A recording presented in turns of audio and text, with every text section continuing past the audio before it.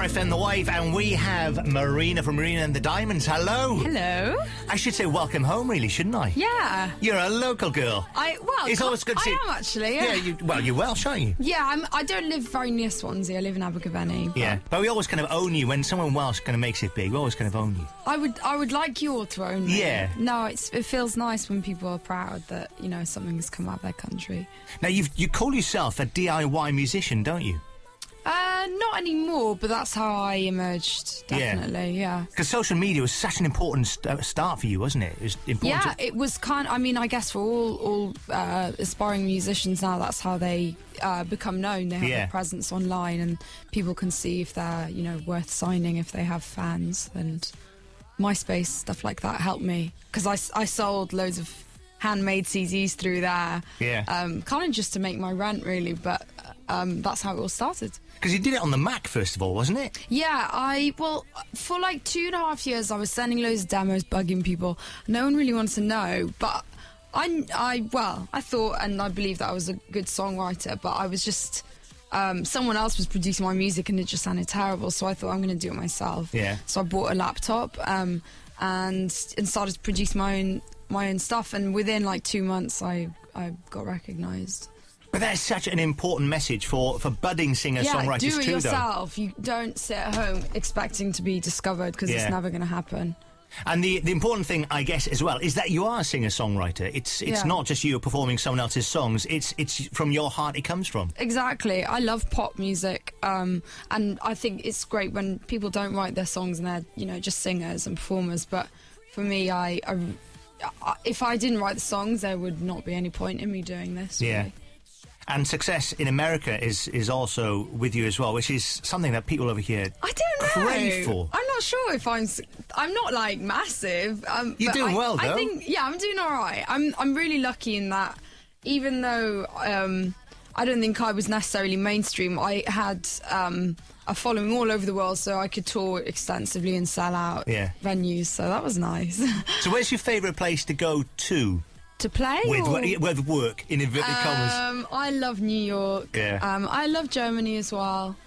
Scandinavia. There's loads of really brilliant... Yeah. Travelling's great. Who would you like to work with? If you had that wish list, who's on your wish list at the moment that you'd like to either produce or sing with, whatever? I really love Madonna. Yeah. That's an obvious choice. And I would love to write a song for Brittany Spears. You're a big fan of Brittany, aren't you? I am, yeah.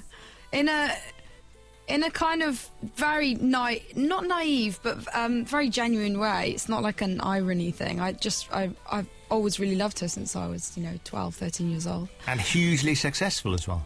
She was, yeah. Yeah. She did all right. She did okay, she did. More from Marina very soon. So she's here with us at the moment. It's Marina from Marina and the Diamonds, and we're going to have a lot more chat to you, actually. Now, the new album is called Electroheart. Mm-hmm. It's, I'm guessing... an empowerment track, really, isn't it? The whole thing is it's about empowerment, yeah. The main subject matter is heartbreak and how embarrassing it is, and how it's pretty hard to admit that somebody doesn't love you back. I mean, even now, as I'm saying it, I'm like cringing to death inside.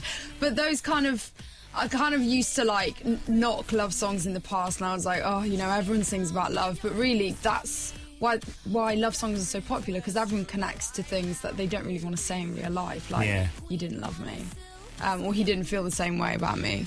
So that was kind of based on a relationship I had a while ago, and though the record isn't about a specific boy, it kind of set the tone for it. So I've got a lot of kind of, I suppose what you were saying about empowerment, it's tracks that are in a response to that. So you've got like Home Wrecker, Bubblegum Bitch, very kind of feisty tracks that reverse the situation, so you don't become the dumped one. It's flipping it all over, isn't it? In love, yeah. So I'm kind of obsessed with everything love related, which is what I thought I would never do. But it's a great way of working through all that mess, I suppose it is as well, isn't it? Yeah, it is. God, if I wasn't a writer, I don't know how I would cope with everything in my head. I guess I would just find music that I could try and, use to make me feel better. But I always felt that, obviously there are, like, breakup records. Someone like Adele is a brilliant example, because she really hit a chord with people. There's nothing out there, like, that makes humour out of of getting screwed over. So Yeah. this record definitely does that.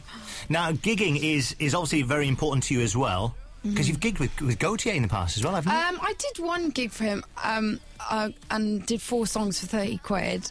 And then See, you make it so much more real when you say things like that. I know, well, I have to, because that is my reality. But I wasn't signed, and he wasn't really known over here. It was actually maybe 5 years ago. Yeah. But I just thought he was so wonderful. Even then, my friend introduced me to his album. But yeah, so thrilled for him. So, what, are you going to be gigging this year?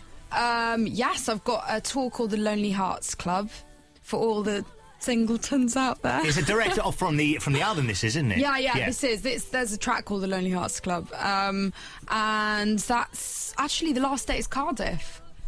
That's where to be. And I can't remember what the date is. I'm terrible at self-promoting. I'm like the crappiest artist, apparently.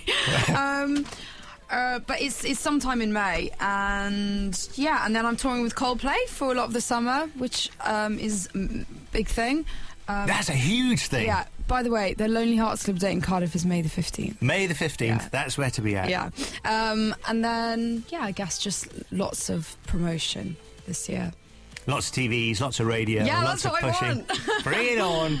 Listen, the very best of luck. It's been a pleasure speaking to you. Thank you very much. Pleasure. And we'll get you back in as soon as we can. Yeah, and I'm very proud to be Welsh. I'm really enjoying being here today. You are, because when you were here last time, it was so fleeting. Yeah. I only did like one day of promotion here, and it's the same with Greece. I've never played in Greece, and I feel so bad. So this year I'm going to make sure that I spend a bit more time in each country. So how can you not spend time in Greece? I know. I'm definitely. I have to go there. Gig on the beach. Oh, That'd be nice, wouldn't it? Yeah.